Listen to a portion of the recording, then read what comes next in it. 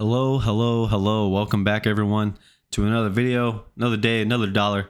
We'll be breaking down the ES futures contract today. We're going to go over our 30-minute time frame, discuss what happened today as it was a rotational choppy market, how you can identify trades within this market, and understanding things like points of control and how that can benefit your trading moving forward. We'll discuss our weekly and our daily time frame as well, as those are starting to shape up more and more. And overall, very positive thing for buyers. We continue to one time frame up on our daily time frame. That just means we're setting higher highs and higher lows, and value area continues to get moved up higher and higher. Right, value area was here, then it got moved up here, and then it continues to move higher. The only thing that's going to stop the one time framing up is if we take out a previous day's low, stop the higher highs and higher lows series, and then value begins to go unchanged to lower. So that is kind of telltale signs of maybe this market's starting to get a little too stretched, and then we'll look to find some type of chop within a range, which I can kind of see going forward. Maybe especially today was more of a consolidation day. We were more or less expecting it within the previous day's range, but we got it above the range, which is positive for buyers. But very light volume, signaling that this might have been just laggard buyers coming into the market, and momentum buyers trying to push this market up higher, as we are above a previous balance high, but by a pretty large margin. We do have some economic data coming out tomorrow.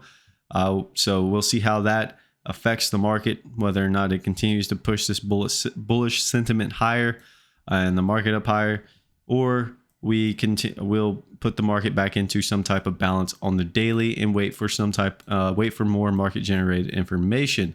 Now, in yesterday's video, I was discussing how if we open up in the upper distribution, right? Remember the upper distributions from yesterday was from 4509 down to 44.8950. So this whole range here was the upper distribution, and then the middle distribution being 82 to 69, and then the lower being 56.75 to 38.50.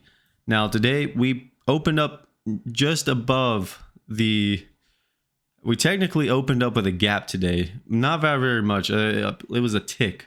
We opened up with a tick gap today and immediately filled. But we opened up right at the day's high in the upper distribution, drove straight up, continuing that one time framing up. We really thought this market was going to get legs, as it looked like it wanted to in B period. It pushed up, but it just did not have the momentum or the buying pressure behind it to go and attack that 44.75 next daily high target. We ended up with a reversal bar and stayed within the initial balance for some time. Just kind of chopped and had a rotational day. Then this is when things become key that you understand, and it is very essential that you understand how to trade a rotational day. And when it comes to rotational days, you want to know where to get involved and where not to get involved. Points of control, or areas that we're having a lot of volume being packed in at, is where you don't really want to be involved at, but rather to fade or sell or buy to come back into, right? Because it's like a bell-shaped curve. If anybody knows what a bell-shaped curve works like, once you get to one end of the range, you usually come back into the peak of it, and then vice versa, right? You get to the other end of the range and then you come back to the median. So basically just a mean reversion type of trade. And that's the type of trading I took today, especially after we dipped. Buyers had the edge today. However, whenever we did push up and made a new high on the day, there really wasn't anything there. So that kind of signaled, especially having a wider point of control at the time. Point of control was around 20. It eventually got moved up to 23, but within the 20 to 25 area was the point of control. And so whenever we pushed up in late in the day around 11:30, we made a new high on the day. Previous high was 30, new high was 30.75. So we got 3 ticks above it. Didn't really get much volume or push above the previous day's high, and then signaled a sell signal that maybe there was still some weakness out here. So you would sell which is what I did. I took the sell, sold around 28 because obviously I don't get the highs. But as we began to come back in, I sold 28, 27 for this thing to rotate back down into, at the time, I was targeting 19. And I'll show you why I was targeting 19. At the time, you see I kind of had like a little bit of a resistance line up here. Or where's 1130? As we pushed up, I was looking to pull back into the 144 simple moving average at the time, which was at the time of that high, which was right around 19. So I was looking to rotate back down into the 144 simple moving average. It eventually continued to push down lower, and I got out of the trade for a nice profit. And then whenever we had this little bit of liquidation, I was looking to buy on the pullback around, I got long around 16, I do believe is what it was, right? What did I buy at? Yeah, I bought 16.75. Had a 5 lot on there. I thought I had more. I guess I only had a 5. Oh yeah, no, I did buy more. Okay, so I bought 17, 19, and then 16 on the pullback here. So I was buying 19, 17, and 16 on the pullback. And at the time, point of control had been moved up to 23. So I was looking to take the trade, risking to this low here at 11.25. That was my stopping point. Had we gotten to that, I would have been stopped out, obviously, and we would have been pushing below the open and then down towards the low of day back into the previous day's range in the upper distribution, which is what you don't want to see if you're buying. But because all the things that buyers did have, felt like this was a good scenario, an opportunity to take a long against the half back, which is that blue dashed line right there at 15.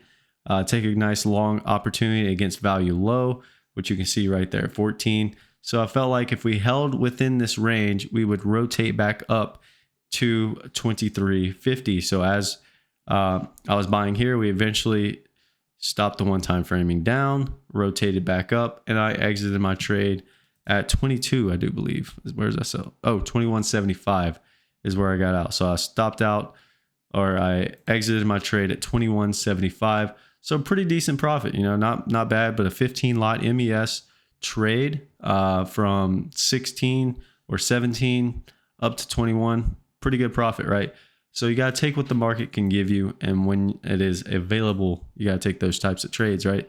So fading the new high would have been profitable to come back down to value low, and then fading or buying and fading the edge from value low using the stop here at 11.25 or the open, pretty decent risk. But usually rotational days, you have worse risk reward. So you look to rotate back up to the point of control or even back up to value high. Now, had I been more ballsy and more confident in the trade, besides just getting back to the point of control, which is, my first target, I could have let off some of the trade there at 21 or 23, let this thing continue to rotate back up to 28, which was value high, and I would have made a few extra points on the trade. However, you never know what this market wants to do, so take the profit when the trade is in your favor, and that's exactly what I did. But key thing to note today is the rejection out of the upper distribution from previous day. Granted, we had a consolidation period up here, created a 10 wide point of control, and really didn't get much extension above the previous day's high. But we did reject. We didn't spend much time inside the previous day's range or upper distribution.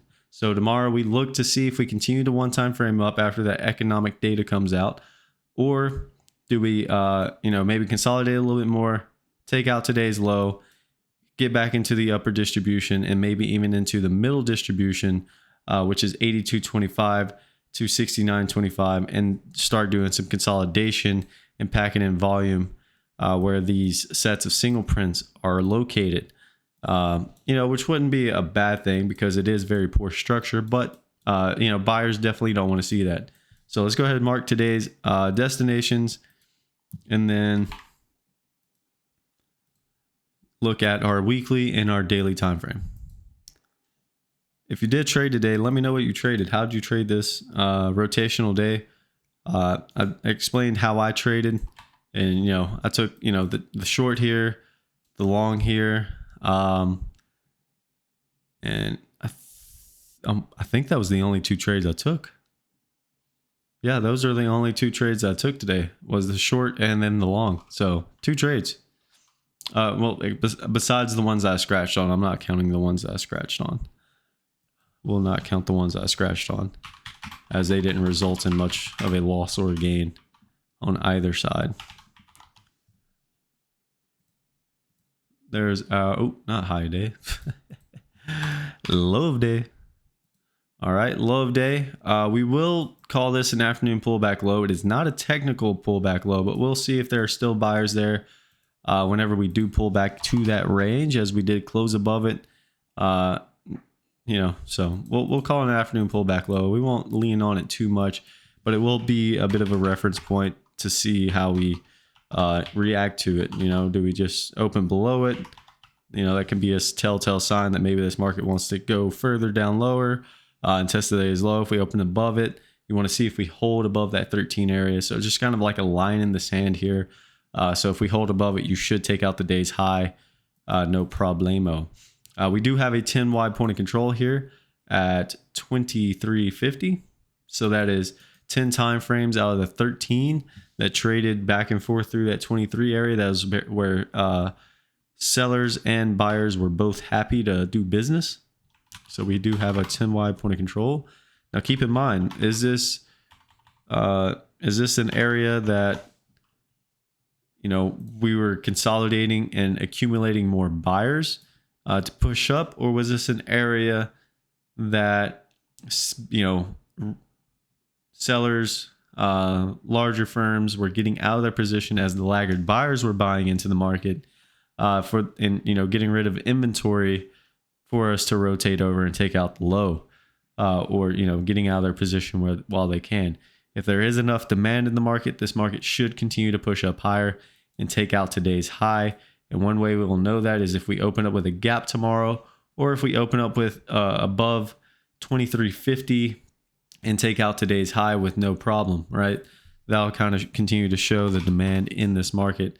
And we should go and attack that 44.75 high of day level, no problemo, right? One would think anyway, especially since tomorrow is month end. Maybe that was why they're getting out of their positions. We also have rollover coming up soon for the contract, so we'll keep that in mind. Now let's go over some destinations. So as I was saying, if we open up above the 10 wide point of control, 2350, we should take out the day's high, 30.75. Target would be 44.75, then 60.75, then 70.25. And then we do have that gap above us with that starts at 70.25 and then ends at 91. If we open up above it and can't take out the day's high, if we do take out the day's high and don't get much for it, look to rotate back in, back test that 13.75. Then we'll look to rotate down to 4,500 level, 45.01, which we held today. Let's see if we find acceptance back inside the previous or back inside this upper distribution. If we do, then you'll look to rotate down to 89.50 and then baby dip our toe into that middle distribution. If we did that, then that would stop the one-time framing up and put us back into an initial 3-day balance. Now let's go ahead and look at our weekly time frame and then get you guys out of here. So this is what I was discussing. Currently, the monthly is balance. That was the zone that you just seen. I'm calling this, we're going to adjust our weekly balance here. I'm going to get rid of this target. Balance low is going to be 43.50. So we're going to adjust this to 43.50. And this was the discussion that we had in the trading room today. So Paul is going to say that this market is one time framing up now on the weekly time frame because we had an inside week last week. We have an inside week up this week. That's a very good thing for buyers. However, I would not call this market up until we took out this high here at 44.50. So that is going to be my balance high at 44.50.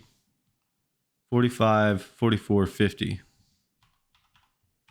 is now going to be my balance high area, or that previous week's high. So I'm calling this a 4-week balance. So right now we're getting near what I'm calling our balance high.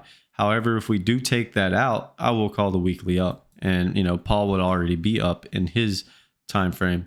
But for me, I want to see us get above that 44.50 level. So that is going to be the next target on the weekly time frame. If we get above that, we should have no issue going and targeting that high of 46.19, which would mean the gap fill at 45.91, right, on the daily time frame. So if I put our daily within this range, you can see our daily is approaching that level right there at 44.50. So for our weekly balance rolls, right, same thing apply. You either get near it, find some resistance and roll over, get near it, stretch it by just a hair and roll over, or push through it and never look back. And that would mean filling that gap at 45.91. This is the second day that we've closed above the 50 and the 20-day moving average. So this market is looking pretty good. And I was kind of describing this scenario a couple days ago where maybe we see this pullback and then us break out of balance to the upside on our daily, put the weekly back into a balance, and then break out of that, and then put the monthly back up, and then seeing that this 20-day moving average bounce off the 50 and basically curve back up, and all of the indices continue to move up higher, and then we eventually go and test that all-time high. So with all that being said, let's look at our daily, show you that daily balance being broken out of. 2 days in a row now, we are one time framing up. Let's see if we can continue that tomorrow, especially with that economic data coming out. Volume today below average, consolidation, just a rotational day before the economic data coming out. Like I said, that target would be 44.50 on the upside, and then the gap to fill at 45.91. With all that being said, ladies and gentlemen, thank you for stopping by. See you.